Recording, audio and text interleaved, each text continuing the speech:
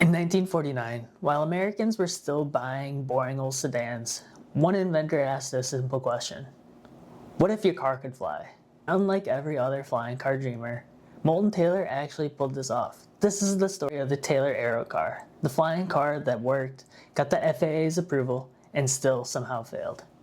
Moulton Taylor was a Navy pilot as well as an aeronautical engineer who looked at America's post-war obsessions, cars and private planes, and thought, why choose?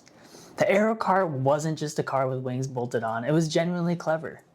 On the road, it looked like a quirky three-wheeled roadster, but here's the genius part. The wings and tail section folded into a trailer that you towed behind the car, pull into an airport, spend about 5 minutes attaching the flight components, and boom, you've got an airplane. It used a Lycoming engine that powered both the propeller in flight and the rear wheels on the ground.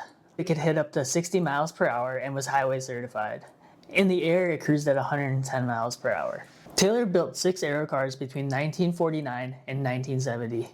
The FAA certified it in 1956, one of the first and only roadworthy aircraft to ever get that approval.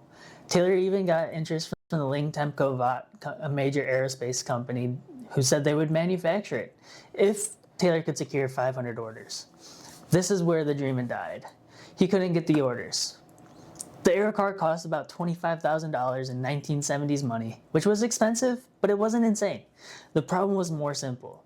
It wasn't great at either thing. As a car, it was slow, it was weird, and as a plane, it was just basic. You'd still need a pilot's license and access to an airport, and Americans, they just didn't want to compromise. They wanted a great car and a great plane. Today, 5 of 6 Aerocars still exist, with a couple in museums. Moulton Taylor died in 1995, never seeing his dream take off.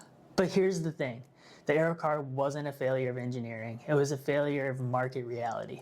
Every flying car since then has faced the same problem. Regulations, training requirements, infrastructure, and ultimately the question nobody wants to answer. Who actually needs this?